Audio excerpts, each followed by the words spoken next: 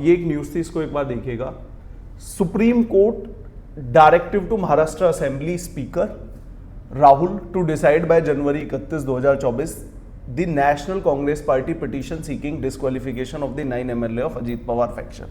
Supreme Court ने महाराष्ट्र विधानसभा के अध्यक्ष राहुल नावरकर को अजीत पावर गुट के 9 विधायकों को अयोग्य ठहराने की मांग वाली राष्ट्रीय कांग्रेस पार्टी की याचिका पर 31 जनवरी 2024 तक फैसला करने का निर्देश दिया है। सुनिएगा, कुछ समझ में आया न्यूज से?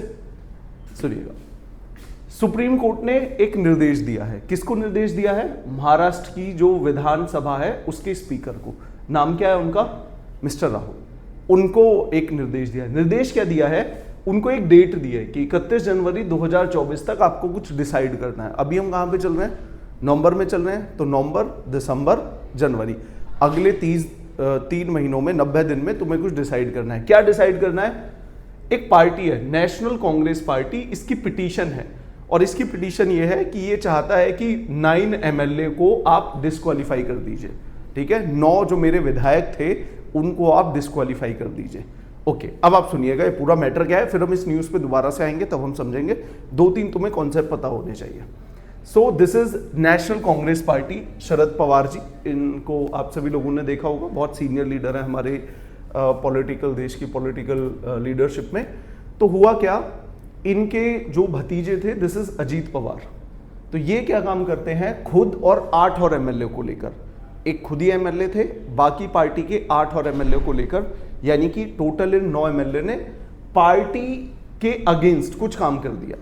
मतलब इन्होंने क्या किया, खुद ने 8 और MLA ने मिलके जो उस टाइम की प्रेजेंट सरकार थी, एकनाथ शिंदे वाली सरकार, इसको जाके सपोर्ट दे दी। एनसीपी सपोर्ट के लिए मना करती थी, तो ये पार्टी के विरुद्ध जाके इन्होंने 8 MLA को ले जाके एकनाथ शिंदे जो भी महाराष्ट्र के CM हैं, उनको जाके सपोर्ट दी और खुद इन्होंने ओथ ले ली उप मुख्यमंत्री की। तो यहां पे एनसीपी ये बोल रही है कि आपने वो काम किया है पार्टी से बिना पूछे, पार्टी की जो मेन आपकी लाइन थी उसके आप अगेंस्ट गए हो, इसलिए हम चाहते हैं कि आपका डिस्क्वालिफिकेशन हो जाए। समझ में आया इतना मुद्दा? अब आप आगे सुनिए। क्या कोई MLA अपनी पार्टी के अगेंस्ट जा सकता है? पार्टी एक बात बोल रही है, क्या वो पार्टी के अगेंस्ट जा सकते हैं? इसमें एक क्लॉज है,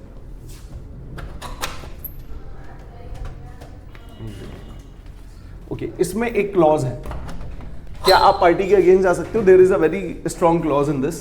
सुनिएगा पहले अब हुआ क्या, और इस मुद्दे को आगे समझते हैं। ये एक बहुत पॉलिटिकल, अगर आप देश की हिस्ट्री पढ़ेंगे, देयर इज अ, ये बड़ा मतलब जुमला है, और जुमला है आया राम गया राम। सुना है कभी? ओके, अब यहाँ पे था क्या, ये एक MLA थे, मैं उनका फोटो लगाना चाह रहा था बट मुझे लगा थोड़ा सा डिमीनिंग होगा उनके लिए, तो मैंने लगाया नहीं। ये एक MLA थे और ये क्या करते हैं, एक दिन में लगभग ये 2 बार अपनी पार्टी चेंज कर देते हैं। ठीक है, मतलब ये जिस पार्टी को ज्वाइन करते हैं उसकी सरकार बनने में बहुत क्रूशियल रोल था। तो ये एक बार बोलते हैं मैं इस पार्टी को ज्वाइन कर रहा हूँ, 2-3 घंटे जाते हैं, प्रेस कॉन्फ्रेंस करते हैं, फिर दूसरी पार्टी को ज्वाइन कर लेते हैं। तो उनके नाम में भी शायद गया गोयल कुछ था, ऐसा था। तो एक फिनोमिना बन गया आया राम और गया राम।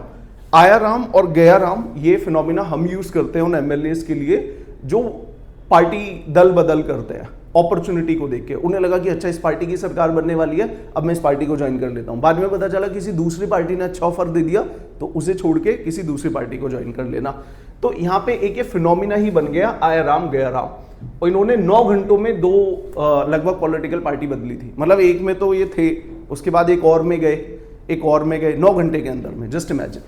अब हुआ क्या, ठीक है, ये किसी भी डेमोक्रेसी के लिए अच्छी बात नहीं है। सबसे पहले तो हमारे देश में जितने भी पॉलिटिशियन है, MLA MP, they should have ethics, they should have morality, कि वो इस तरीके से पार्टी को छोड़ के ना जाएं। क्योंकि एक MLA जब भी लड़ता है उसको सिर्फ इंडिविजुअली अपने लिए वोट नहीं मिलती हैं, उसको पार्टी के लिए भी वोट मिलती हैं। ठीक है, लोग उस पार्टी को भी वोट देते हैं। तो जब आप उस पार्टी को छोड़ते हो, आप लोगों का जो मैंडेट है उसके अगेंस्ट आप चीटिंग करते हो। ठीक है, तो सुनिएगा अब हुआ क्या, 1985 में राजीव गांधी नए PM बने थे।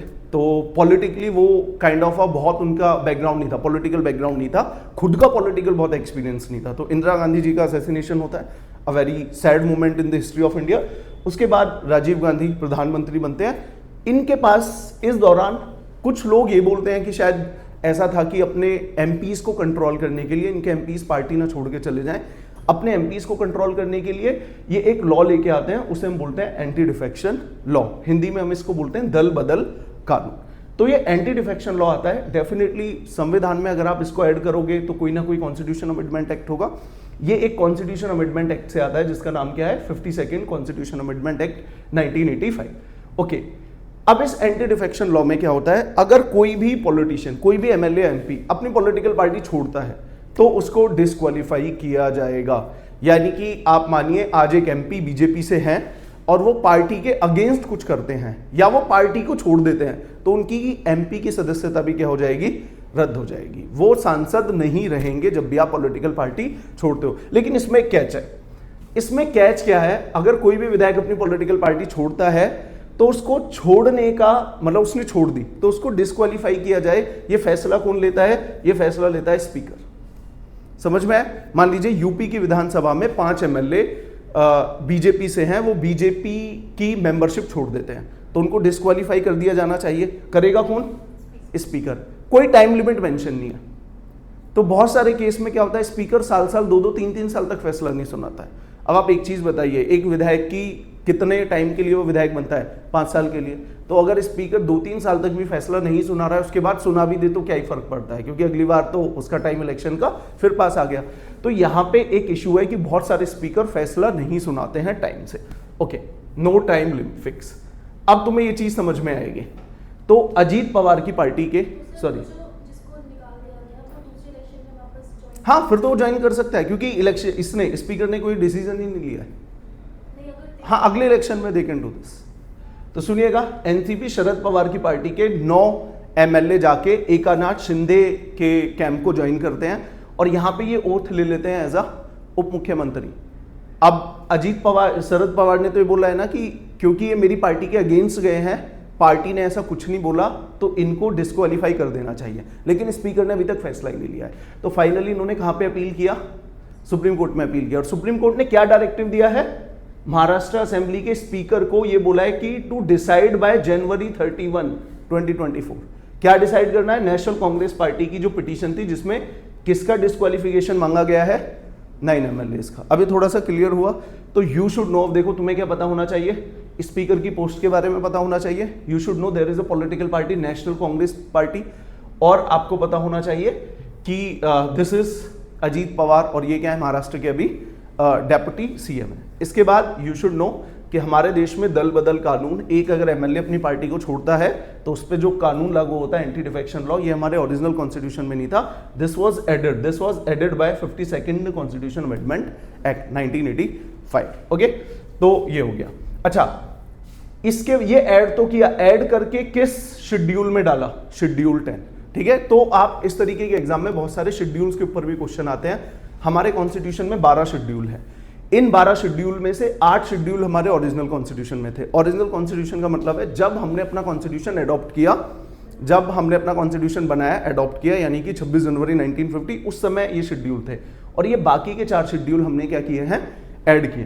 तो यू शुड नो इन सभी शेड्यूल के बारे में, इनमें क्या क्या मेंशन है, इस पे भी क्वेश्चन आता है। तो schedule 1 talks about state and union territory, name and their boundary details. हमारे देश में कितने राज्य हैं, कितनी यूनियन टेरिटरीज हैं, उनकी बाउंड्री क्या है, इस सब की डिटेल कहां पे मेंशन है, शेड्यूल 1 में। तो टेल मी वन थिंग, अगर हमारे देश में हम किसी राज्य का नाम बदलते हैं या हम 2 राज्यों को मिला के एक बनाते हैं या एक राज्य के हम 2 हिस्से करते हैं, कौन से शेड्यूल में चेंज होगा, शेड्यूल 1 में। ठीक है, नाम अपडेट होगा और उसकी टेरिटरी और बाउंड्री भी अपडेट होगी। फॉर एग्जांपल 5 अगस्त 2019 को हमने क्या किया, Jammu and Kashmir that time was a state, फिर हमने जम्मू एंड कश्मीर को किस में डिवाइड किया, 2 यूनियन टेरिटरीज में डिवाइड किया। तो जम्मू एंड कश्मीर को जब हमने 2 यूनियन टेरिटरीज में डिवाइड किया, हमारा शेड्यूल 1 भी अमेंड हुआ होगा। ठीक है, उससे पहले हमारे देश में 29 राज्य थे और उसके बाद हमारे देश में 28 राज्य हो गए, 2 यूनियन टेरिटरी बढ़ गए।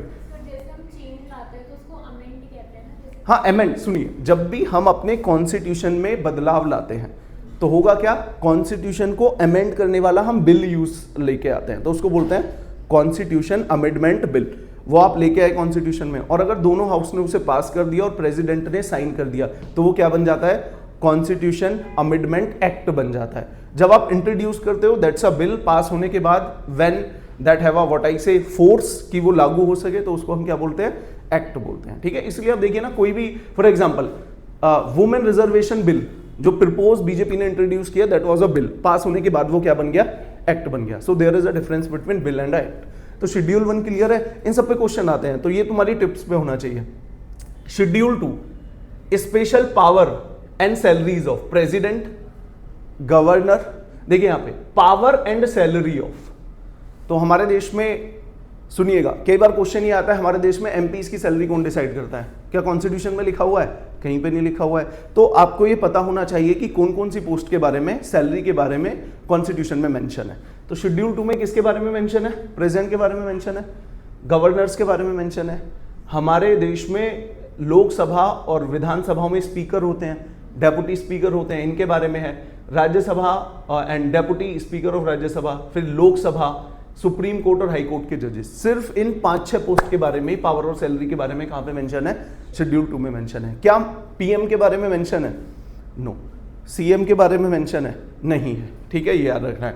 Third, oath and promise of all authorities. Okay, except president and vice president. President और वाइस प्रेसिडेंट को छोड़ के बाकी जो भी लोग ओथ लेते हैं, फॉर एग्जाम्पल सुप्रीम कोर्ट का जज क्या ओथ लेगा, हाई कोर्ट के जजेस क्या ओथ लेंगे, एक एमपी क्या ओथ लेता है. ओथ में आपको कुछ शब्द बोलने पड़ते हैं, आपको कुछ कमिटमेंट करने होते हैं, तो वो ओथ कहां पे मेंशन है, वो शेड्यूल 3 में मेंशन है. और ओथ वेरी भी करती है. For example defender of constitution, हमारे कॉन्स्टिट्यूशन का डिफेंडर कौन है, प्रैक्टिकली तुम्हें कुछ और लगेगा लेकिन ओथ वो किसी और की है. डिफेंडर कौन है कॉन्स्टिट्यूशन का, कॉन्स्टिट्यूशन को कौन प्रोटेक्ट करता है बताओ, सुप्रीम कोर्ट ना. प्रैक्टिकली यही सब आंसर देते हैं. बट अगर आप प्रेसिडेंट की ओथ पढ़ोगे तो वहां पे मेंशन है president is the defender of the constitution. तो कॉन्स्टिट्यूशन को डिफेंड कौन करता है, प्रेसिडेंट डिफेंड करता है. बट अगर आप प्रैक्टिकली में जाके देखोगे, आप देखिए कोई भी सरकार बिल लेके आती है, लोगों के मौलिक अधिकारों का हनन होता है, या सरकार की कोई भी संविधान संशोधन करती है, तो उसको बताता कौन है कि ये आपकी लिमिट है या नहीं, कौन करता है, सुप्रीम कोर्ट. तो in practice you will find it is the supreme court, it is the judiciary which is defending the constitution. But if you go by the text of the constitution, what is mentioned, ठीक है, president mention है. For example आप देखते हो ना, India में patriarchal society में family कौन चलाता है, मम्मी भी चला सकती है, पापा भी. There is no patriarchal hierarchy कि पापा का डिसीजन पहले होगा. But you will find in rural families most of the power किसके हाथों में है, मेल के हाथ में है. पैट्रियार्कल सोसाइटी है. कहीं पे ये कहीं पे किसी लॉ में नहीं लिखा हुआ है, but this is how a society operate. Schedule 3 में ओथ मेंशन है. ओके, शेड्यूल 4 में है राज्यसभा. आप देखते हो ना, यूपी को कितनी सीटें राज्यसभा में मिली हुई हैं, दिल्ली को कितनी सीटें राज्यसभा में मिली हुई हैं, तो वो कहां पे मेंशन है, शेड्यूल 4 में मेंशन है. बेटा ये दे दूंगा, पीपीटी ग्रुप में डाल दूंगा, ये इतनी अच्छी मेहनत करके बना रखी है तो इसको पढ़ो. शेड्यूल 5 बात करता है schedule area and tribal area. ये बड़ा, दोनों शेड्यूल 5 एंड शेड्यूल 6 थोड़ा सा कंफ्यूजिंग है, कभी मैं बताऊंगा आपको. हमारे देश में लगभग 10 राज्यों में आपका शेड्यूल एरिया है. शेड्यूल एरिया ज्यादातर वहां पे हम डिक्लेयर करते हैं जहां पे ट्राइबल लोग रहते हैं, तो वहां पे उन लोगों को थोड़े से ज्यादा अधिकार प्राप्त है. तो वो कहां पे मेंशन है, शेड्यूल 5 में. और याद रखिए, जो थोड़े से ट्राइब और ज्यादा प्रिमिटिव है, प्रिमिटिव आप मान के चलिए और ज्यादा पुराने तरीके से रह रहे हैं, उनको कहां पे मेंशन किया गया है, शेड्यूल 6 में. तो शेड्यूल 6 में आपको याद रखना है, एक तो असम आएगा, मेघालय आएगा, त्रिपुरा आएगा और मिजोरम आएगा. इन 4 राज्यों में कौन सा एरिया डिक्लेयर होता है, शेड्यूल 6 डिक्लेयर होता है. अभी आप देखेंगे लद्दाख के बहुत सारे एक्टिविस्ट डिमांड कर रहे हैं कि लद्दाख को भी क्या मिलना चाहिए, शेड्यूल 6 मिलना चाहिए, सो दैट जो लद्दाख की इंडिजीनियस लोग हैं उनको आप थोड़ा सा प्रोटेक्ट कर सको. ठीक है, उनके लैंड राइट को प्रोटेक्ट कर सको, उनकी कल्चर को प्रोटेक्ट कर सको. They are demanding this. कितना वैलिड है कितना नहीं है, दैट्स आर डिबेटेबल. एक पार्टी बोल रही है कि ऐसी जरूरत नहीं है, सम आर सेइंग कि we need to do this. Okay, schedule 7. Schedule 7 talks about distribution of power. आप देखोगे क्या काम सेंट्रल गवर्नमेंट करती है, क्या स्टेट करती है. देयर इज नो कि मर्जी से काम नहीं कर रहे हैं. कॉन्स्टिट्यूशन में there is a well defined provision कि this is the work of central government, this is the work of state government. तो फॉर एग्जांपल रेलवे किसका काम है, सेंट्रल गवर्नमेंट का. एल्कोहल पॉलिसी कौन डिसाइड करेगा, स्टेट डिसाइड करेगी. ठीक है, आपकी पुलिस की यूनिफॉर्म कौन डिसाइड करेगी, स्टेट गवर्नमेंट डिसाइड करेगी. ठीक है, तो बहुत क्लियर कट पावर का डिस्ट्रीब्यूशन है. वो पावर का डिस्ट्रीब्यूशन कहां पे है, शेड्यूल 7 में है. Schedule 8 talks about official language. Schedule 8 ये बोल रहा है कि हमारे राज्यों की ऑफिशियल लैंग्वेज क्या क्या हो सकती है. तो जो शेड्यूल 8 में भाषाएं हैं, सिर्फ उन्हीं को कोई भी राज्य क्या बना सकता है, अपनी ऑफिशियल लैंग्वेज बना सकता है. सेंटर की तो ऑफिशियल लैंग्वेज डिसाइडेड है, Hindi and English the official language of central government. 10 language नहीं है, 2 ही है, हिंदी एंड इंग्लिश है. तो आप देखोगे सेंट्रल गवर्नमेंट का जो भी नोटिफिकेशन आता है, एक तो हिंदी में आएगा और दूसरा इंग्लिश में आएगा। देन क्वेश्चन ये था what is the official language of a state, तो इन्होंने स्टेट के ऊपर छोड़ दिया, स्टेट को एक चॉइस दे दी। चॉइस कहां से दी है? शेड्यूल 8 से। तो शेड्यूल 8 में ओरिजिनली तो 14 थी, आज की डेट में अगर आप देखोगे तो 22 के आसपास हैं ऑफिशियल लैंग्वेज। उनमें से किसी भी भाषा को कोई भी राज्य क्या बना सकता है? अपनी ऑफिशियल भाषा बना सकता है, डिपेंडिंग अपॉन कि उसके लोग क्या बोलते हैं। ओके, शेड्यूल 8 तक ये हमारे ओरिजिनल कॉन्स्टिट्यूशन में थे, यानी कि जो हमने कॉन्स्टिट्यूशन अडॉप्ट किया उसमें ये सारे प्रोविजन थे। हमने ऐड किया schedule 9, schedule 10, schedule 11 and schedule 12। इनके बारे में आप थोड़ा सा सुनना। शेड्यूल 9 अगेन बहुत डिबेटेबल है, थोड़ा सा मैं बता रहा हूं। कुछ ऐसे लॉज हैं, कुछ ऐसे कानून हैं कि जिनको सुप्रीम कोर्ट स्ट्राइक डाउन कर सकता है कि भैया ये आपके मौलिक अधिकार का हनन कर रहे हैं, ठीक है।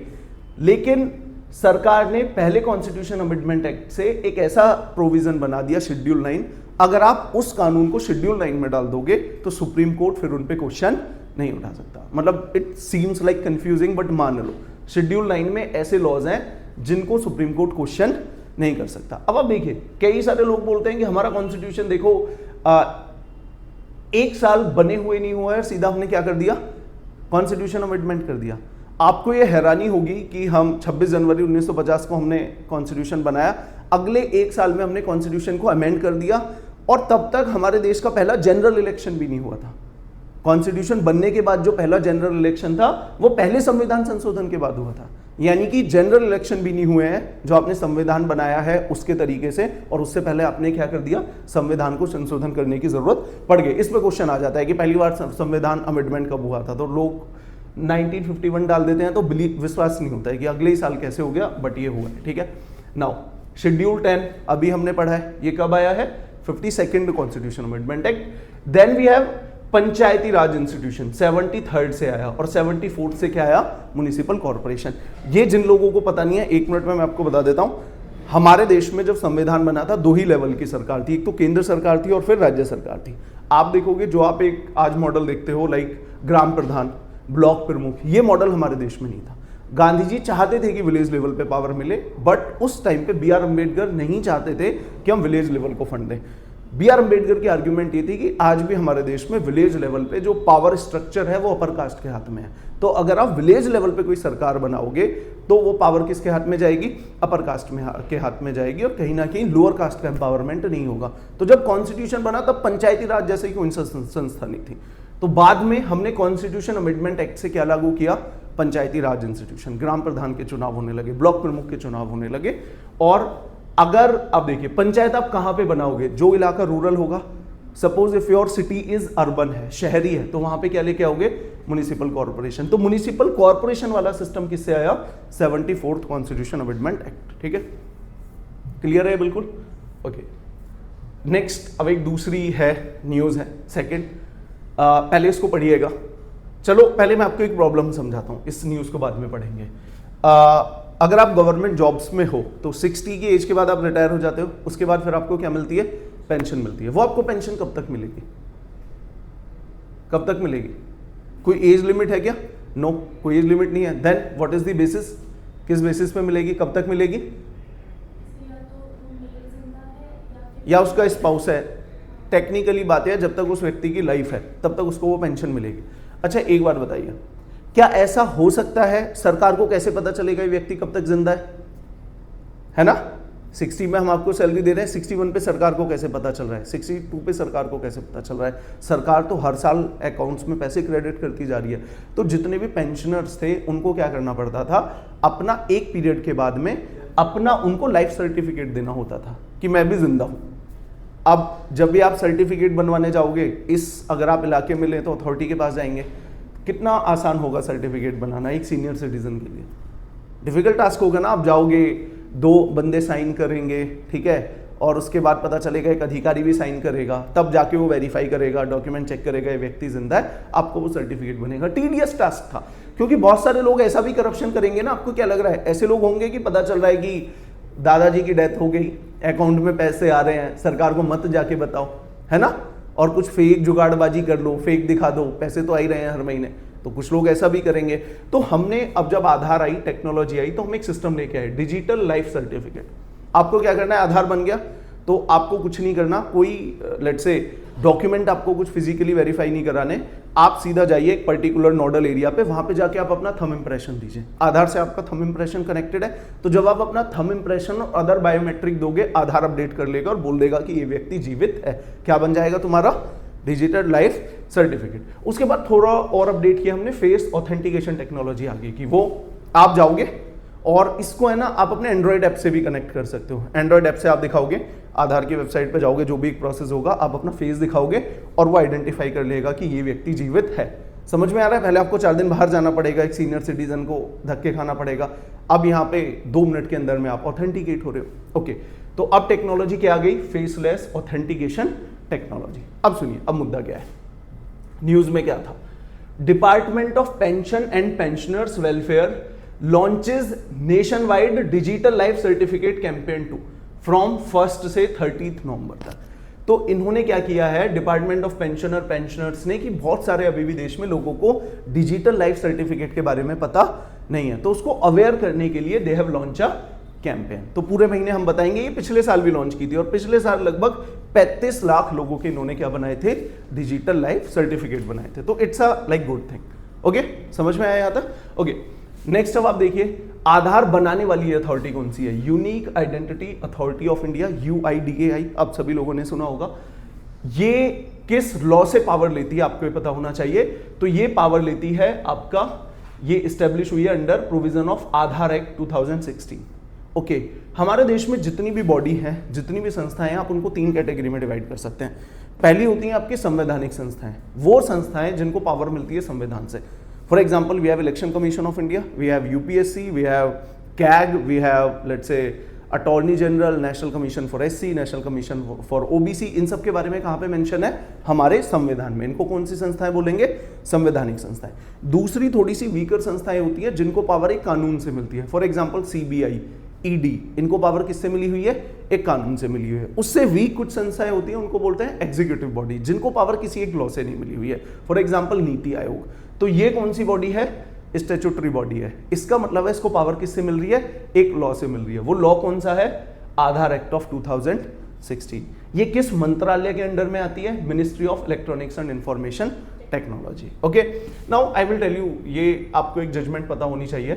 2018 में से पहले सरकार ने क्या किया? आधार को ज्यादातर चीजों के लिए मैंडेटरी कर दिया। शायद अगर आपको याद होगा, फोन के लिए आधार इज मैंडेटरी, बैंक खाते के लिए आधार इज मैंडेटरी। तो यहाँ पे दिस पुट्टस्वामी, ये रिटायर्ड जज थे 1992 की एज में। इन्होंने बोला कि सरकार के द्वारा आधार को हर एक चीज पे मैंडेटरी किया जाने वाला लोगों की प्राइवेसी का वायलेशन है। कल को ऐसा होना कि आप सारी चीजें आधार से कनेक्टेड है और कोई व्यक्ति तुम्हारा आधार का डेटा चोरी कर ले, आधार का डेटा निकाल ले, तो आपकी प्राइवेसी जा सकती है। तो ये व्यक्ति सरकार के उस डिसीजन को कहां पे चैलेंज करता है? सुप्रीम कोर्ट में चैलेंज करता है। सुप्रीम कोर्ट फिर ये बोलता है, अच्छा उस समय तक प्राइवेसी तुम्हारा मौलिक अधिकार है, ये किसी जजमेंट से नहीं आया था, ये सर्टेन नहीं था कि प्राइवेसी हमारा मौलिक अधिकार है या नहीं, ये इम्प्लिसिट था, मतलब अप्लाइड था, लोग मानते थे, लेकिन कभी भी कॉन्स्टिट्यूशन में लिखा हुआ नहीं था। ठीक है ना? ये वो ऐसा रिलेशन था कि जिसके बारे में बोला नहीं गया, ऐसे ही चल रहा है बस। तो सुप्रीम कोर्ट ने माना कि निजता का अधिकार आपका किस में है? अनुच्छेद 21 में है। तो सुप्रीम कोर्ट ने जजमेंट दिया कि right to privacy belongs to article 21। ठीक है, तो ये कौन सा केस है? पुट्टास्वामी केस है। So this man, just imagine, 92 की एज में भी वो बंदा लोगों के राइट के लिए लड़ता है और कम से कम एक पूरी जजमेंट को चेंज करा देता है। तो अब आपको समझ में आया? नेशनल वाइड कैंपेन कहाँ पे लॉन्च की गई है? नेशनल वाइड ही है, पूरे देश में लॉन्च की गई है। और पहले डिजिटल लाइफ सर्टिफिकेट होता था यूजिंग बायोमेट्रिक, आजकल क्या होता है? फेस ऑथेंटिकेशन होता है। बायोमेट्रिक को भी लोग क्या करते हैं? जुगाड़बाजी कर लेते हैं। ठीक है ना? फिंगरप्रिंट फेक बना लिए, रबड़ से बन जाते हैं वो, लेकिन फेस रिकॉग्निशन का अभी तक कोई भी ऐसा स्कैम वाला तोड़ नहीं है। शायद आ जाए, अभी तक नहीं आया है। और UIDAI के बारे में पता चला, और उसके बाद फिर हमने पढ़ा आधार के बारे में। नेक्स्ट अगेन, ये भी एक अमेजिंग है, इसको 1 मिनट पढ़ो फिर मैं बात करता हूँ। 1 मिनट इसको पढ़ो, किस बारे में बात कर रहा है।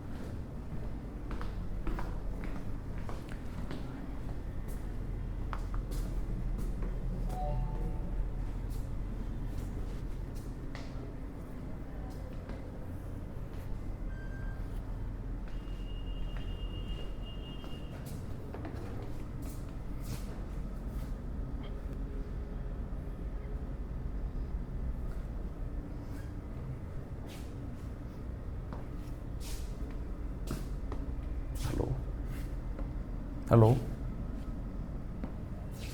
मैं पानी भिजवा दिए इससे मेरे पास है।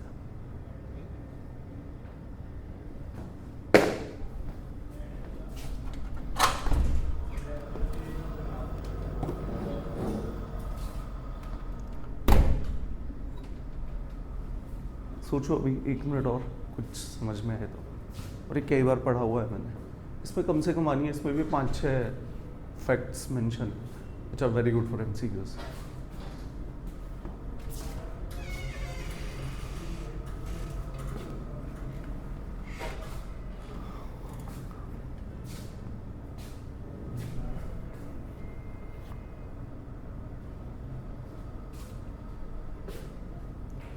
पॉल्यूशन फील हो रहा है, बॉडी पे इफेक्ट हो रहा है?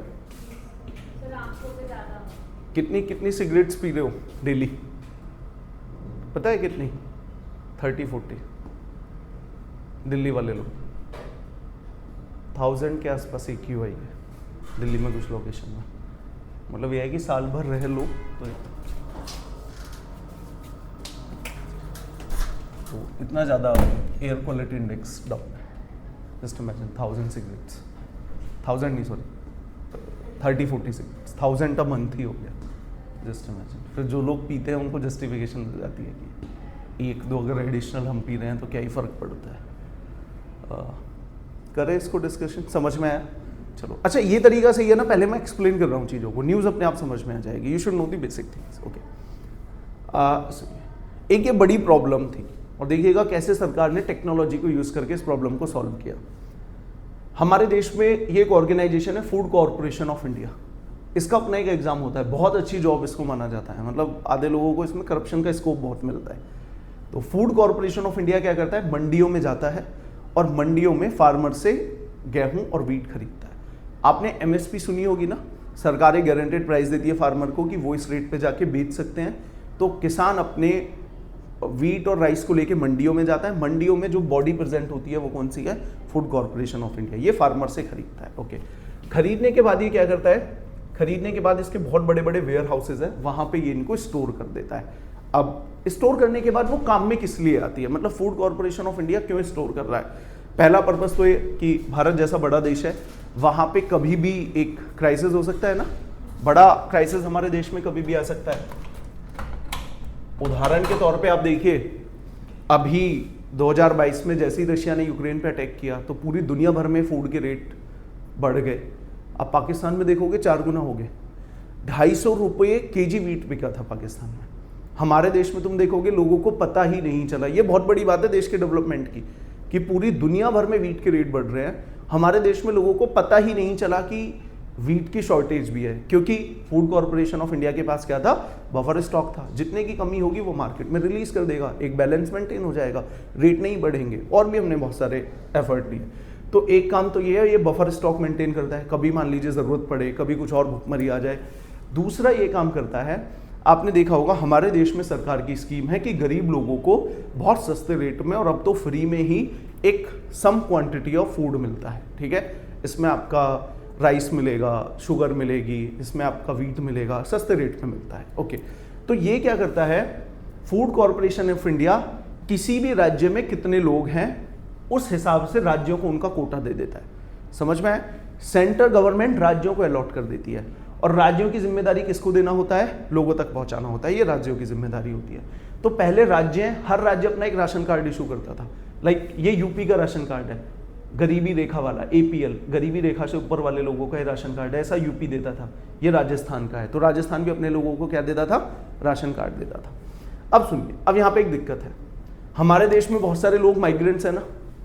एक व्यक्ति मान लीजिए यूपी या राजस्थान का रहने वाला है और वो साल के 3-4 महीने यूपी या राजस्थान में रहता है, बाकी के 7-8 महीने वो काम की तलाश में महाराष्ट्र चला जाता है, चेन्नई चला जाता है अपने परिवार को लेके। अब मुझे बताइए उसका राशन कार्ड किसने बनाया है, यूपी या राजस्थान सरकार ने। और वो क्या यूपी और राजस्थान में रहता है पूरे साल कलेक्ट करने के लिए? नहीं, 3 महीने तो वो कलेक्ट कर लेगा, लेकिन बाकी के 9 महीने वो महाराष्ट्र में रहता है। क्या महाराष्ट्र में उसको गेहूं मिल सकता है? नहीं मिल सकता है। पहले ऐसा कोई भी तरीका नहीं था, क्योंकि डिस्ट्रीब्यूशन की जिम्मेदारी किसके पास थी, राज्यों के पास थी। और हमारे देश में कोई ऐसा कॉन्सेप्ट नहीं था। आप देखिए, ये हैरानी की भी बात है कि हमारे देश में हम सभी लोग तो सिटीजन के हैं और वीट की सब्सिडी का मेजर पार्ट सेंट्रल गवर्नमेंट ही दे रही है, लेकिन क्योंकि चयन करने का काम राज्य सरकार का होता था तो आपको उसी राज्य में प्रेजेंट होना है उस सब्सिडी को लेने के लिए, अदरवाइज आपको अपने राज्य के बाहर वो सब्सिडी नहीं मिलेगी।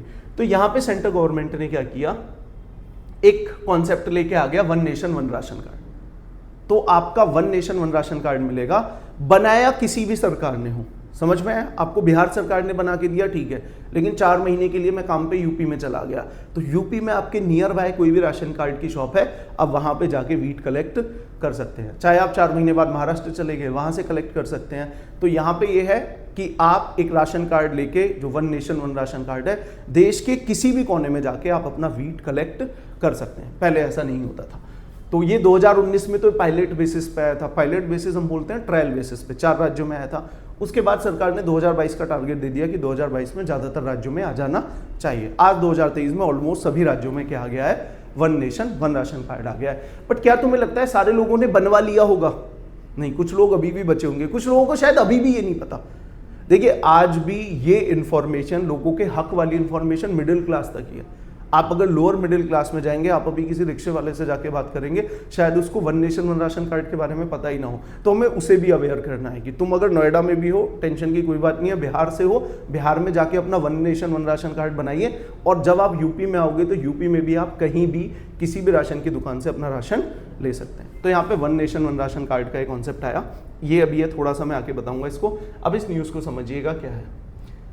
पहले तो department of food and public distribution, उसने क्या कंडक्ट किया है, one nation one ration card awareness drive in Jammu and Kashmir. यानी कि लोगों को अवेयर किया है कि आपका क्या बन सकता है, one nation one ration card. Okay, तो अब आपको समझ में आया। फूड कॉर्पोरेशन ऑफ इंडिया किसानों से एमएसपी पे खरीदता है, बफर स्टॉक मेंटेन करता है और किसको देता है, राज्यों को देता है। राज्य फूड कॉर्पोरेशन ऑफ इंडिया से वीट कलेक्ट करके, राइस कलेक्ट करके लोगों तक पहुंचाता है। ठीक है, इसके बाद पहले राज्य सब अपना अपना राशन कार्ड देते थे। अब क्योंकि हमारे देश में इंटरनल माइग्रेशन बहुत है, तो नया कॉन्सेप्ट आया है one nation one ration card, जिससे कम से कम जो गरीब लोग हैं हम उनको एक सामाजिक न्याय दे सकते हैं, कम से कम उनको फूड पे पैसे लुटाने की जरूरत नहीं है। तो यही वो ड्राइव थी। इसमें एक नया कॉन्सेप्ट भी आया है। चलो ये आप एक एग्जाम्पल से समझेंगे। आपने पहली बार सुना होगा ना, नमक में आयोडीन होता है। तो क्या नमक में आयोडीन नेचुरल होता है? देखो, तुम कॉलेज में आ गए हो, सारे लोग कॉलेज से पास आउट भी हो गए हो, पिछले 15 साल से पढ़ रहे हो, ये बेसिक चीज नहीं पता, बताओ, गैस करो, होता है नेचुरली? नहीं होता है, आयोडीन नहीं होता है। तो फिर आयोडीन ऐड कैसे हुआ? लोगों को एक बीमारी हुई। आयोडीन एक माइक्रोन्यूट्रिएंट है। आपने सुना है ना, आपकी बॉडी को कुछ विटामिन चाहिए, कुछ आपकी बॉडी को मिनरल्स चाहिए, अगर वो नहीं मिलते हैं तो बॉडी बीमार पड़ जाती है। तो आपको आयोडीन एक थोड़ी सी क्वांटिटी में चाहिए है। अगर आपको आयोडीन नहीं मिल रहा है तो पहले क्या हो जाता था, ग्वाइटर हो जाता था। ग्वाइटर सुना है आपने? ये थायराइड जो ग्लैंड है, यहाँ पे थोड़ा सा स्वेलिंग आ जाती थी। तो अब अगर देश में बहुत बड़ी पॉपुलेशन को ये ग्वाइटर हो रहा है तो क्या करें? सारे लोगों को अगर दवाइयाँ देंगे, क्या वो रेगुलर कंज्यूम करेंगे? नहीं करेंगे। एक स्मार्ट वे क्या है कि लोग जिस फूड को खाते ही खाते हैं एसेंशियल, उसमें थोड़ा सा आयोडीन मिला दो। तो सबके घरों में नमक यूज होता है, नमक में क्या है, आयोडीन। तो जब भी आप नमक कंज्यूम कर रहे हो, आपको क्या मिल रहा है, आयोडीन मिल रहा है। हेंस आप ग्वाइटर से लड़ सकते हो। इसी कॉन्सेप्ट को यूज करते हुए सरकार ने क्या किया, अब आप देखेंगे, पहले एक बीमारी को आप समझिए, तब आपको समझ में आएगा। हमारे देश में more than 57% women in India are anaemic, उनको अनीमिया है। अनीमिया का मतलब क्या होता है, रेड ब्लड सेल्स का कम होना। कितना है आप में पता है? कभी टेस्ट कराओ आप में पीछे, पूरा है, कम है? कम है ना। 57% में यही है, जितना होना चाहिए उतना रेड ब्लड सेल्स काउंट नहीं होता है। अच्छा, इसको बढ़ाए कैसे? उसके लिए आपको एक सप्लीमेंट देना है, वो आपको सप्लीमेंट देना है आयरन का। अगर आप आयरन का सप्लीमेंट दे देते हो तो आयरन के सप्लीमेंट से क्या हो जाता है, आरबीसी का काउंट बढ़ जाता है। ओके, अब आप बताइए कि देश में आधी पॉपुलेशन महिलाएं हैं, 50, देश की पॉपुलेशन अभी कितनी है, 140 करोड़ से ज्यादा है, लगभग आधी पॉपुलेशन महिलाएं हैं, 70 करोड़।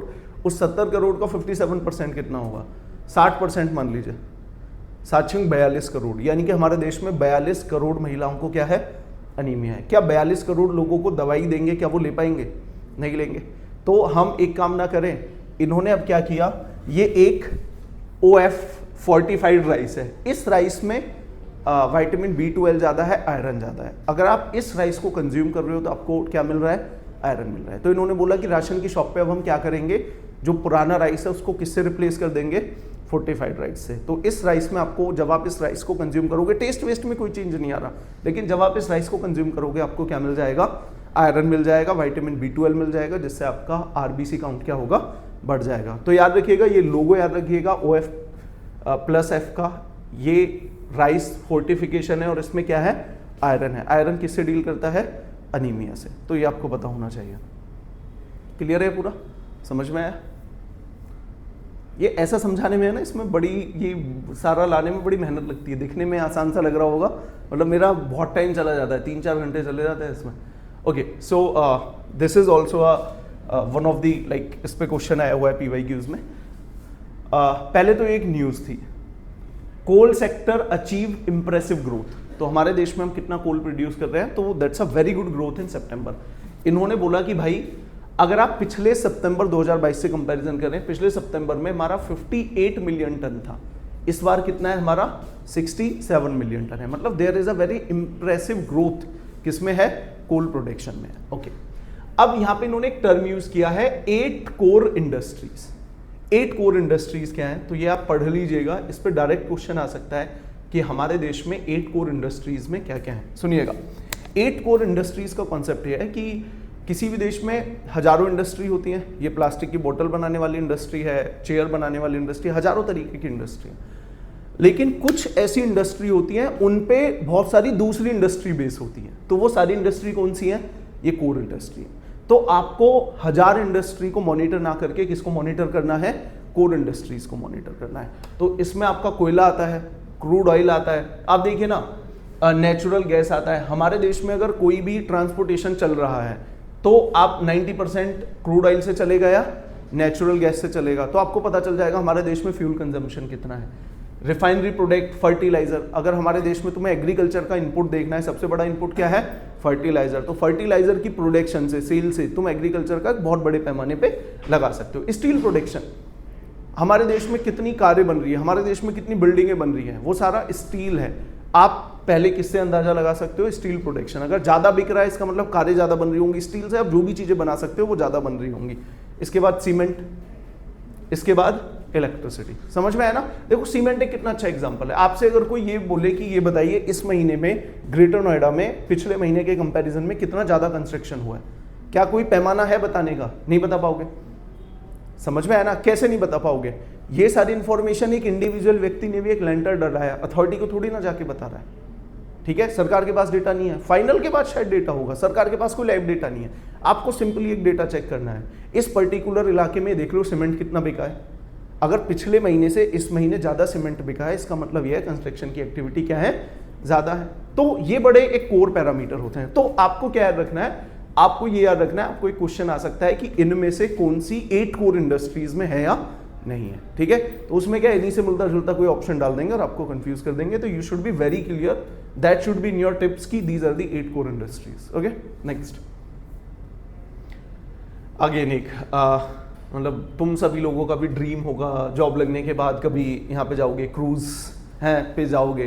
बहुत सारे लोगों का, मेरा भी है, पिछले 5-6 साल हो गए, ड्रीम ही है, अभी तक नहीं हो पाया है। तो पहली बात, इंडिया में सेगमेंट इतना बड़ा भी नहीं था, क्रूज थे लेकिन बहुत छोटे क्रूज थे। अब इंडिया में पहली बार एक 5 स्टार 7 स्टार क्रूज आ रहा है, कोस्टा सिरेना, और ये आपका आज बॉम्बे से टेक ऑफ होगा। I guess Bombay to Goa है ये।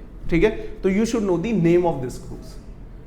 ठीक है, एंड इसको लाइक एक बड़ी personality, first international cruise liner आ रहा है कोस्टा सिरेना, और यहाँ पे इन्होंने बोला इंडिया का एम क्या है, 50 मिलियन क्रूज पैसेंजर बाय 2047। तो इंडिया में सबसे पहले नहीं था, मतलब you do not have any option कि तुम बॉम्बे से चेन्नई जाओ क्रूज पे। ठीक है, कोई तुम्हारे पास ऑप्शन ही नहीं था। इंटरनेशनली था but in domestic you do not have any, but right now you have the option. ठीक है, ये बस आपको नाम याद रखना है, ये बहुत बड़ा है ये रहा। ओके, अब आपको इस सॉफ्टवेयर के बारे में पता होना चाहिए। Election commission design, election commission ने एक सॉफ्टवेयर बनाया है एनकोर। और ये क्या है, चुनाव मैनेजमेंट में हेल्प करेगा, इलेक्शन मैनेजमेंट में हेल्प करेगा। सुनिएगा, तो ये किसके लिए बनाया है? जो भी लोग इलेक्शन में पार्टिसिपेट करते हैं। आपको पता चलता है ना लाइव वोटिंग कितनी है, ठीक है, आपको पता चलता है कि भाई नोएडा में 50 बूथ हैं तो हर बूथ पे कितनी वोटिंग हो रही है, मेल ने कितनी डाली, फीमेल ने कितनी डाली। तो ये सारा डेटा आपको किस में ऑपरेट कर देना है, इसमें डाल देना है। तो जो भी रिटर्निंग ऑफिसर है वो इसमें लॉगिन कर सकते हैं। तो इसमें क्या है, इलेक्शन से रिलेटेड सारी जिम्मेदारी, सारी इंफॉर्मेशन और इलेक्शन से रिलेटेड सारा मैनेजमेंट अब इलेक्शन कमीशन किसके द्वारा करेगा, एनकोर के द्वारा करेगा, ठीक है। तो ENCORE is a software related to election management, और ये किसने लेके आया है, इलेक्शन कमीशन ऑफ इंडिया लेके आया है। तो यू शुड नो। अच्छा, ये जो मैं आपको सारी न्यूज दे रहा हूं ना, तुमने देखा होगा ये सारी न्यूज न्यूज़पेपर की नहीं है, ये तुम्हें न्यूज़पेपर में कहीं नहीं मिलेंगी। ये या तो तुम्हें बहुत सारे जो पोर्टल है जो बोलते हैं गवर्नमेंट जॉब की तैयारी कर रहे हैं वहां पे मिलेंगे, आई गारंटी न्यूज़पेपर में आपको, क्योंकि इनमें से कोई भी मसालेदार नहीं है। हिंदी न्यूज़ में तो बिल्कुल नहीं। समझ में आया ना, इनमें से कोई भी वो चटपटी न्यूज नहीं है कि एकदम देख के लगे, नहीं है। ये सारी न्यूज आपको किस में मिलती है, देयर इज अ गवर्नमेंट की वेबसाइट है, PIB, press information bureau. Central government से रिलेटेड जो भी हमारे देश में हो रहा है, मोदी जी कहीं गए, कुछ भी हो, वो सारी इंफॉर्मेशन किस पे आ जाती है, PIB पे। तो most of the competitive exam की वेबसाइट का 90% कंटेंट कहाँ से आता है, PIB से ही आता है। अब इसमें बहुत सारी स्पोर्ट्स की न्यूज़ थोड़ी कम होती है, बुक लॉन्चेस की न्यूज़ कम होती है। अगर कोई मिनिस्टर जाएगा तो होगा, ठीक है। मान लीजिए ग्रेटर नोएडा में 50 लोगों ने मिलकर लॉन्च कर दिया तो वो न्यूज़ में नहीं आने वाली है। तो देश के लिए मोस्ट सिग्निफिकेंट न्यूज़ आपको कहाँ से मिलेगी, PIB से मिलेंगी। आप देखिएगा जितने भी कॉम्पिटिटिव एग्जाम में, इवन करंट अफेयर्स अगर आता है ना तो 60-70% इसी वेबसाइट से आता है। UPSC में तो इसके हम नोट्स लेके पढ़ते हैं, ठीक है। तो ये this is very important website, encore. Okay, so अब मैंने यहाँ पे इलेक्शन कमीशन, एक थोड़ा सा आपका पॉलिटी का यहाँ पे मैंने कॉन्सेप्ट इंट्रोड्यूस किया जो आपको पता होना चाहिए। हमारे देश में एक तो सेंट्रल लेवल पे है election commission of India. Election commission सिर्फ यही नहीं है, उसके बाद हमारे देश में हर राज्य का अपना इलेक्शन कमीशन है। For example in this case राज्य निर्वाचन आयोग उत्तर प्रदेश, ऐसे ही राज्य निर्वाचन आयोग मध्य प्रदेश का होगा, राजस्थान का होगा, हर राज्य का होगा। तो देखिए, election commission of India in 5 elections को कराता है। राष्ट्रपति का इलेक्शन कमीशन कराता है, उपराष्ट्रपति का कराता है, MP 2 तरीके के होते हैं, एक तो लोकसभा के होते हैं जो 2024 में इलेक्शन है, और हर 2 साल में इलेक्शन होते रहते हैं राज्यसभा के, ये भी आपका इलेक्शन कमीशन ऑफ इंडिया कराता है। इसके बाद हमारे राज्यों में एक होता है विधानसभा, जिसको हम बोलते हैं लेजिस्लेटिव असेंबली, और इसके मेंबर को हम बोलते हैं MLA, हिंदी में बोलते हैं विधायक। इसका इलेक्शन भी कौन कराता है, election commission of India. Then we are having legislative council, इसको हिंदी में बोलते हैं विधान परिषद। ये कुछ राज्यों में है, सब में नहीं है। तो इन सब के इलेक्शन कौन कराता है, इलेक्शन कमीशन ऑफ इंडिया। और ये क्या काम करता है, पार्टीज को वो देता है, सिंबल देता है, ठीक है ना। अगर कोई इंडिविजुअली व्यक्ति भी यहाँ पे इलेक्शन लड़ रहा है तो उसको वो सिंबल देगा। इलेक्शन का मैनेजमेंट करता है। अगर इलेक्शन में किसी तरीके की कोई भी आप इलीगल प्रैक्टिसेस करते हो, आप मसल पावर यूज करते हो, बूथ कैप्चरिंग करते हो, आप कोई भी अल्कोहल डिस्ट्रीब्यूट कर रहे हो, तो उन सब का भी ध्यान कौन रखता है, इलेक्शन कमीशन ऑफ इंडिया। किसी अगर कैंडिडेट ने गलत इंफॉर्मेशन दी है तो उसको डिस्क्वालीफाई भी कौन करता है, इलेक्शन कमीशन ऑफ इंडिया। यानी कि इन इलेक्शन से रिलेटेड सारा मैनेजमेंट कौन करता है, election commission of India. Date भी कौन अनाउंस करता है, इलेक्शन कमीशन ऑफ इंडिया। अब आप पूछोगे कि सर ये राज्य वाला इलेक्शन कमीशन क्या करता है, तो हमारे देश में जो लोकल चुनाव है, ग्राम प्रधान का चुनाव है, म्युनिसिपल कॉर्पोरेशन के चुनाव है, इन चुनाव को कौन कराता है, उस राज्य का इलेक्शन कमीशन। अगर आप देखोगे आज भी हमारे देश में ये जो राज्य का इलेक्शन कमीशन है ना, ये इकोनॉमिकली इतनी पावरफुल बॉडी नहीं है जितना इलेक्शन कमीशन ऑफ इंडिया है। तो आप देखोगे ना, आज भी बहुत सारे राज्यों में राज्य इलेक्शन कमीशन के पास EVMs नहीं है, आज भी बैलेट पेपर चलता है। बैलेट पेपर समझ में है ना, एक पर्चा होगा, उसमें स्टैंप मारोगे, फोल्ड करके डाल दोगे। लेकिन इलेक्शन कमीशन ऑफ इंडिया के पास क्या है, ना केवल इनके पास EVMs है, एक और उससे एडवांस कॉन्सेप्ट है VVPAT। इसका क्या होता है, कुछ बूथ पे ये क्या करते हैं, एक मशीन भी लगा देते हैं। मैंने अगर बटन दबाया, मैंने कांग्रेस पे वोट डाली, तो एकदम से एक मशीन होगी, उसमें पर्ची निकलेगी, कांग्रेस का सिंबल आएगा और वो कलेक्ट हो जाएगी। तो मान लीजिए एक बूथ पे अगर 4000 वोट डली तो उसमें 4000 पर्चियां होंगी।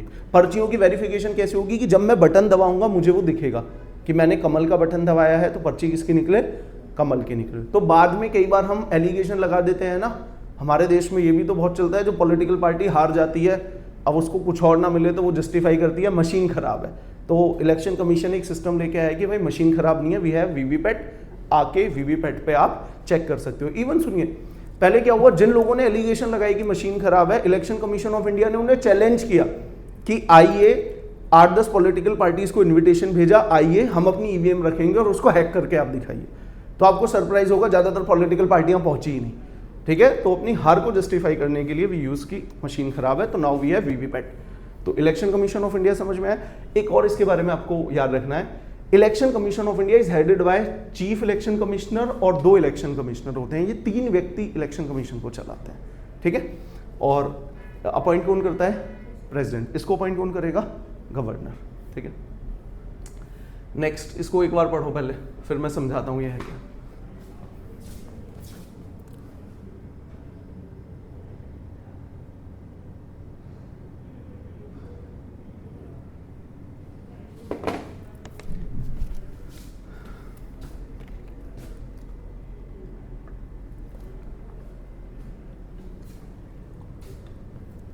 सर ये 2+2 डायलॉग यही तो है समझने वाला। सुनिएगा, जिन देशों के साथ हमारे बहुत स्ट्रेटेजिक रिलेशन है, सिर्फ आर्थिक तौर पे ही नहीं है, डिफेंस के भी बड़े रिलेशन है, उनके साथ सिर्फ हमारे देश के एक्सटर्नल अफेयर मिनिस्टर नहीं मिलते हैं, डिफेंस मिनिस्टर भी आते हैं। तो ये 2 लोग मिलके उनके 2 काउंटर पार्ट के साथ मीटिंग करते हैं, ठीक है। मतलब आप मानिए कि उस देश के साथ हमारी विदेश नीति हमारी सुरक्षा नीति के साथ भी जुड़ी हुई है, तो हमारी foreign policy plus security policy. तो ऐसे देशों के साथ हम एक डायलॉग करते हैं जिसको हम क्या बोलते हैं? 2+2। I will give you example. आपने देखा है यहाँ पे ऑस्ट्रेलिया के साथ our external affair minister Jaishankar and then our defence minister, same इन दोनों के काउंटर पार्ट हैं। तो we are having 2+2 dialogue with Australia. Again surprisingly we are also having a 2+2 dialogue with China, ठीक है। Okay, and now we are having a in this week we are having a 2+2 dialogue with USA, जहां पे US के secretary of state Antony Blinken आ रहे हैं and then उनके defence secretary आ रहे हैं। तो ये तुम्हें याद रखना है, दोनों पर्सनैलिटी का नाम याद रखना एंड किन किन देशों के साथ हमारे 2+2 डायलॉग हैं, ठीक है, जिन देशों के साथ हमारे रिलेशन थोड़े से स्ट्रेटेजिक हैं। Okay, now PM Modi inaugurated world food India festival है काइंड ऑफ 2023, न्यू दिल्ली में हुआ है, ये प्रगति मैदान पे हुआ है, जहाँ पे G20 का इवेंट हुआ था।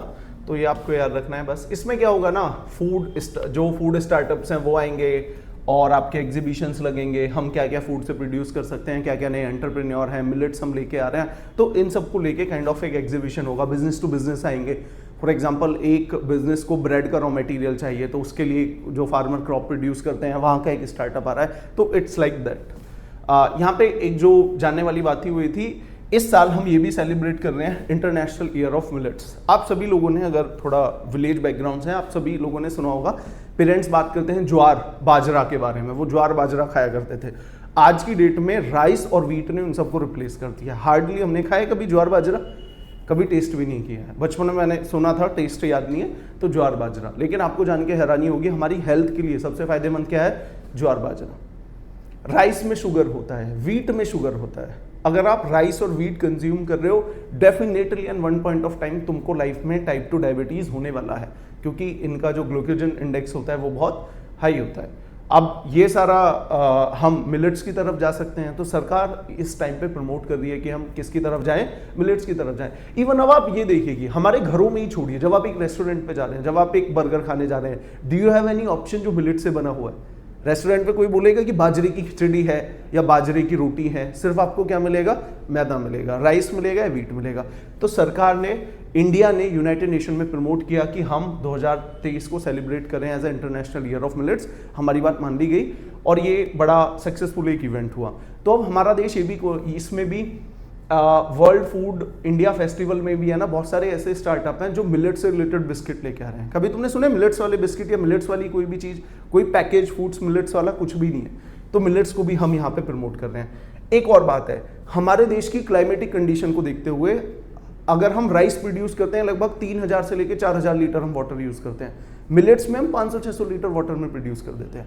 तो मिलेट्स हम ड्राई कंडीशन में भी ग्रो कर सकते हैं, जहाँ पे ज़्यादा बारिश नहीं भी है तो भी हम क्या ग्रो कर सकते हैं? मिलेट्स। तो हमारे देश की क्लाइमेटिक कंडीशन के हिसाब से what is the best possible food is millets. और आप देखोगे ये ना मिडिल क्लास फंसी हुई है। अगर आप थोड़ा अपर क्लास में जाके देखोगे कि वो लोग ऑलरेडी स्विच हो गए हैं किसकी तरफ? मिलेट्स की तरफ। वो मैदा कंज्यूम नहीं कर रहे। ठीक, मिलेट्स के एग्जाम्पल है, मेजर मिलेट्स है, जैसे ज्वार हो गया, बाजरा हो गया, रागी हो गया, ये मेजर मिलेट्स हैं। ठीक है,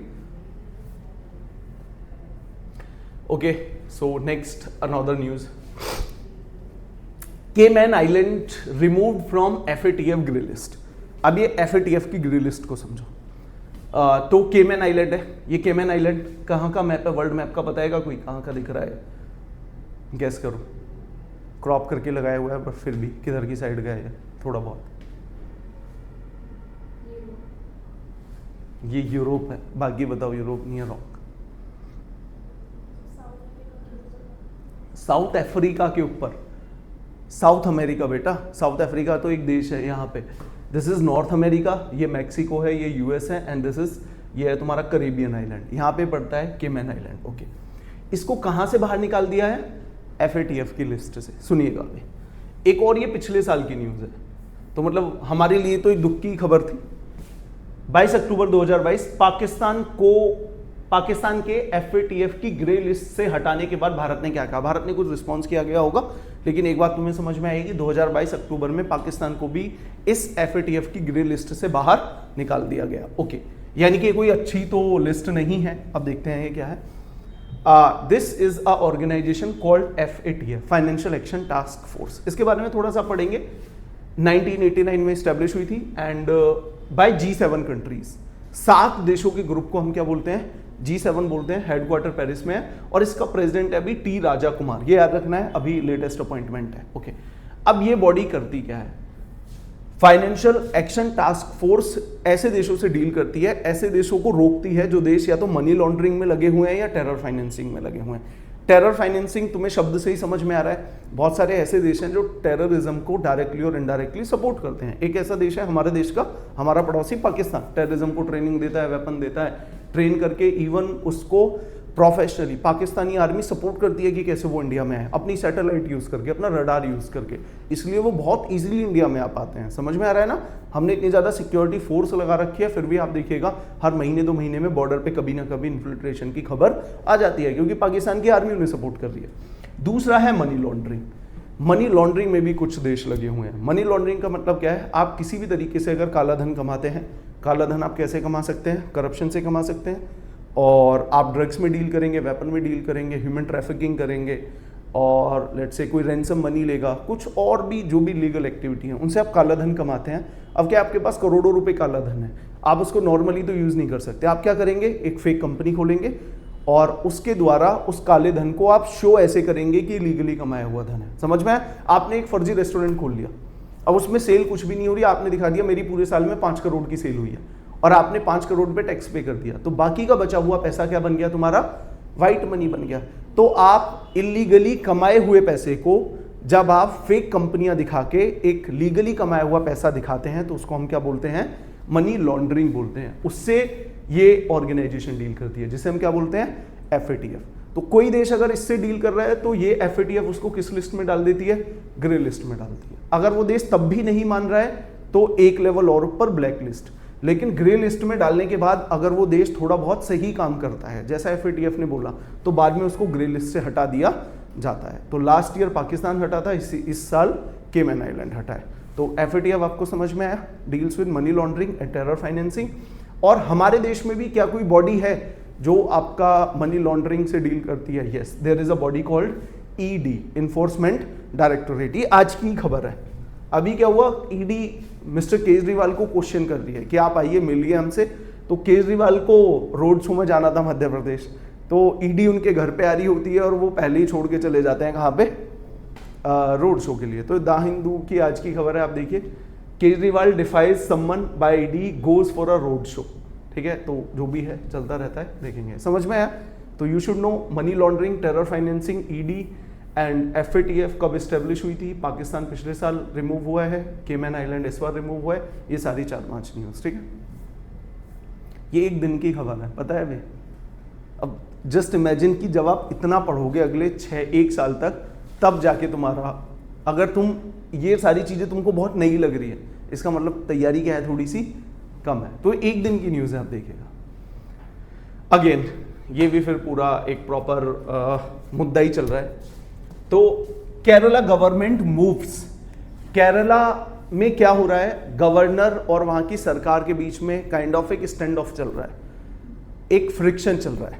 समझाता हूं अब है क्या। पहले यहां पे देखते हैं किसी भी राज्य में लॉ कैसे पास होता है। तो किसी भी राज्य में एक विधानसभा होती है, लॉ मेकिंग हाउस, वहां पे सरकार बिल लेके आती है, ठीक है। अगर ये बिल वहां पास हो गया, ठीक है, अगर ये बिल पास हो गया तो फिर किसके पास जाएगा? गवर्नर के पास जाएगा। और गवर्नर के पास क्या ऑप्शन है ये बताता है आर्टिकल 200, ठीक है। आर्टिकल 200 ऑफ द कॉन्स्टिट्यूशन ये बताता है कि जब भी विधानसभा किसी बिल को गवर्नर के पास भेजे तो गवर्नर के पास क्या क्या ऑप्शंस है। तो गवर्नर को क्या करना है? गवर्नर को या तो विधेयक को अनुमति देनी है, पास करना है, या फिर क्या करना है? विदहोल्ड एसेंट करना है, रिजेक्ट करना है, या करना है राष्ट्रपति के लिए रिजर्व करना है। ये 3-4 ऑप्शन गवर्नर के पास होते हैं, ठीक है, कोई दिक्कत नहीं है। अब यहां पे क्या दिक्कत है? यहां पे इश्यू ये है कि पिछले 2 साल में केरला की विधानसभा ने 8 बिल पास किए। अब वो लॉ तभी बनेंगे, एक्ट तभी बनेगा जब गवर्नर साइन करेगा। अच्छा, किसी भी बिल को पास करने के लिए जो लोगों के रिप्रेजेंटेटिव है वो कहां बैठे हुए हैं? विधानसभा में। यानी कि लोगों के रिप्रेजेंटेटिव ने तो उसे पास कर दिया है। पास कौन नहीं कर रहा है? गवर्नर पास नहीं कर रहा है। 8 बिल में से 3 बिल पेंडिंग है पिछले 2 साल से। मतलब गवर्नर ना तो उनको पास कर रहा है, ना रिजेक्ट कर रहा है, ना उनको प्रेसिडेंट के पास भेज रहा है। और लगभग 3 बिल पेंडिंग है पिछले 1 साल से। तो यहाँ पे डेफिनेटली राज्य सरकार कुछ करना चाह रही होगी और वो कानून पास होने के बाद ही करेगी, और यहाँ पे कानून पास नहीं होके दे रहे हैं, तो यहाँ पे राज्य सरकार थोड़ी सी फ्रस्ट्रेट हो रही है। तो आर्टिकल 200 अपने कॉन्स्टिट्यूशन, अच्छा कॉन्स्टिट्यूशन देखिए, अगर यहाँ पे ये दोनों संवैधानिक पोस्ट है ना, मुख्यमंत्री भी और ये भी, अगर दोनों के बीच में कुछ कंफ्यूजन है, यानी कि संविधान में क्लियरली लिखा हुआ नहीं है। अगर संविधान में क्लियरली लिखा हुआ होता तो कंफ्यूजन नहीं होता। तो यहां पे इन्होंने क्या किया, इससे पहले भी सुप्रीम कोर्ट की एक जजमेंट आई थी। सुप्रीम कोर्ट की पहले पुरानी जजमेंट आई थी 2-3-4 महीने पहले ही। Supreme court have observe that bill send to governor for assent must be return as soon as possible and not sit over them. तो यहाँ पे सुप्रीम कोर्ट ने बोला था कि भाई गवर्नर के पास जो भी बिल आए हैं तो उनको पास करो या रिजेक्ट करो, उनके ऊपर चुपचाप बैठे मत रहो। तो यहाँ पे अभी प्रेजेंट जो न्यूज है वहां पे क्या है, ये जो कल की न्यूज है, केरला सरकार move supreme court against governor over pending bills. तो जो पेंडिंग बिल्स हैं, पेंडिंग विधेयक हैं, उनके ऊपर उनको चैलेंज करने के लिए केरला सरकार कहाँ पे गई है? सुप्रीम कोर्ट गई है। ठीक है, क्लियर है, समझ में आ रहा है? ओके, अब सुनिएगा, ये एक अनदर न्यूज है। कुछ लोगों के आईफोन पे एक अलर्ट आता है, और वो डिजास्टर मैनेज वाला अलर्ट नहीं है। अलर्ट ये आता है कि आपका फोन हैक करने की कोशिश की जा रही है। ओके, स्टेट स्पॉन्सर है, देश कर रहा है, ये एक अलर्ट आता है। तो आप देखिएगा एक न्यूज़पेपर ने कैसे इनको कवर किया। ये महुआ, मोइत्री, केजरीवाल, थरूर और ओवैसी समेत इन नेताओं को एप्पल ने भेजा अलर्ट। विपक्ष ने सरकार पर लगाया बड़ा आरोप कि सरकार हमको फोन को क्या करने की कोशिश कर रही है, काइंड ऑफ क्या बोल सकते हैं, हैक करने की कोशिश कर रही है, सिंपल टर्म है। ठीक है, अब सुनिए, हमारा एग्जाम पॉइंट ऑफ व्यू से इससे क्या लेना देना है, इस पे हमारा न्यूज़ नहीं आ रहा, एप्पल ने नोटिफिकेशन दिया था नहीं दिया था। तो सरकार ने ये बोला है कि ये जो CERT इन है ये इन्वेस्टिगेशन कर रही है। तो सुनिएगा, हमें इस ऑर्गेनाइजेशन के बारे में पढ़ना है। अगर हमारे देश में कोई भी साइबर फ्रॉड से रिलेटेड कुछ भी होता है तो नेशनल लेवल की नोडल एजेंसी कौन है? CERT। फॉर एग्जाम्पल, आपने देखा है ना, अगर हमारे देश में मान लीजिए कोई डिजास्टर आती है तो डील कौन करेगा? NDRF की टीम जाएगी। अगर हमारे देश में लेट्स से कहीं पे कोई ड्रग का केस आता है तो डील करने कौन आएगी? NIA आएगी टेरर के केस में। इसी तरीके से अगर हमारे देश में इंटरनेट से रिलेटेड, साइबर फ्रॉड से रिलेटेड कुछ भी होता है तो who is the nodal agency? CERT। तो इसके बारे में हमें पढ़ना था। तो Indian computer emergency response team ये 2004 में स्टेब्लिश हुई थी, पुराने टाइम में। 2004 के बाद क्या हुआ, हमने एक लॉ पास किया, इंफॉर्मेशन टेक्नोलॉजी अमेंडमेंट एक्ट 2008। उसके बाद हमने इसको क्या डिक्लेयर कर दिया? National agency. तो इससे पहले नेशनल एजेंसी नहीं थी, सरकार के पास थी, लेकिन उसके बाद ये क्या बन गई? National agency. कुछ भी अगर हमारे देश में बड़े लेवल पे कोई भी साइबर क्राइम होगा, who was gonna to deal? National agency, Indian computer emergency response team. ये किस मिनिस्ट्री के अंडर में आती है? Ministry of electronics and information technology. That's it. Okay, again UST ये एक संस्था है, प्राइवेट संस्था है, wins 2023 Mahatma award for impactful CSR initiative. अब सुनिएगा, यहाँ पे आपको 2 टर्म समझ में आए होंगे। पहला तो ये समझिएगा महात्मा अवार्ड क्या है, और दूसरा है CSR क्या है। तो इन दोनों के बारे में मैं आपको बताता हूँ। तो महात्मा अवार्ड उन कॉरपोरेट ऑर्गेनाइजेशन को दिया जाता है जो सामाजिक और पर्यावरण के एनवायरनमेंट के लिए कुछ अलग करते हैं, कुछ इम्पैक्टफुल करते हैं, सोसाइटी के लिए करें या एनवायरनमेंट के लिए करें, उनको कौन सा अवार्ड मिलता है? ये महात्मा अवार्ड मिलता है। ओके, तो इस ऑर्गेनाइजेशन ने ऐसा क्या किया है, उससे पहले हम समझते हैं CSR। अब एक चीज समझिए, एक कोई भी बहुत बड़ा प्राइवेट कॉर्पोरेटिव कंपनी हजारों लोगों को एम्प्लॉयमेंट देके, इस देश का ही पानी यूज करके, इस देश की हवा यूज करके, इस देश के रोड यूज करके हजारों लाखों करोड़ रुपए कमाता है, क्या उसकी समाज के प्रति कुछ जिम्मेदारी होनी चाहिए? ओके, होनी चाहिए। तो पहले क्या था, ये जिम्मेदारी मॉरल थी। अगर आप NGO चलाना चाहते हैं, समाज के लिए कुछ करना चाहते हैं, you can do that, but there is no legal binding rule. इसके बाद क्या हुआ, 2013 में दिस मैन सचिन पायलट, ये कॉर्पोरेट मिनिस्टर थे, और ये एक लॉ लेके आते हैं, और ये लॉ लेके आते हैं कि भाई अब से सभी कंपनियों को, अगर उनका एक सर्टेन लेवल है, तो उनको अपनी इनकम का कुछ परसेंटेज किसके लिए लगाना पड़ेगा, सामाजिक कार्यों के लिए लगाना पड़ेगा। उसका क्वालिफिकेशन क्या है, या तो तुम्हारा टर्नओवर 1000 करोड़ से ऊपर हो, या तुम्हारी नेट वर्थ 500 करोड़ से ऊपर हो। तुम्हारा टर्नओवर भी 1000 करोड़ नहीं है, नेटवर्थ भी 500 करोड़ नहीं है। अगर तुम्हारा नेट प्रॉफिट कितने से ज्यादा है, 5 करोड़ से ज्यादा है, तो लगभग तुम्हें 2 या 3% के आसपास अपना प्रॉफिट का कहां पे खर्च करना पड़ेगा, कॉर्पोरेट सोशल रिस्पॉन्सिबिलिटी में खर्च करना पड़ेगा। मान लीजिए कि किसी कंपनी ने 1 करोड़ कमाए, तो उसको 2 लाख रुपए कहां पे खर्च करने हैं, कॉर्पोरेट सोशल रिस्पॉन्सिबिलिटी में, समाज के लिए खर्च करने हैं। इसलिए आज आप देखते हो ना, कई बार बहुत सारा ये गोल चक्कर है, राउंड अबाउट है, दिस इज मेंटेन्ड बाय एक कंपनी ने उसको मेंटेन कर रखा है। कभी तुमने देखा होगा एक सरकारी स्कूल है, वहां पे बेंचेस किसने लगवा दी, किसी प्राइवेट कंपनी ने लगवा दी। तो कई बार ऐसा होता है कि वो वॉलंटरी कर रहे हैं, लेकिन कई बार ऐसा होता है कि उनको वो पैसा CSR के लिए खर्च करना पड़ेगा। इसलिए आप देखते हो रिलायंस भी बहुत सारे स्कूल चला रहा है, तो ऐसा हो सकता है कि वो वॉलंटरी कर रहे हो, लेकिन ऐसा भी हो सकता है कि उनका प्रॉफिट का जो सर्टेन परसेंटेज है, जो सरकार ने बाइंडिंग किया है, वो उन्हें किसके लिए खर्च करना है, समाज के लिए खर्च करना है। तो इन्होंने बड़ा अच्छा किया, अडॉप्ट स्कूल एक स्कीम चलाई, उसमें बहुत सारा शिक्षा में ये एक नया परिवर्तन लेके आ पाए, इसलिए इनको क्या मिला है, 2023 का महात्मा अवार्ड मिला है। तो you should know about Mahatma award, you should know about CSR। CSR कब आया था, 2013 में। कौन लेके आए थे उस टाइम पे, सचिन पायलट लेके आए थे। ये उसकी कंडीशन है।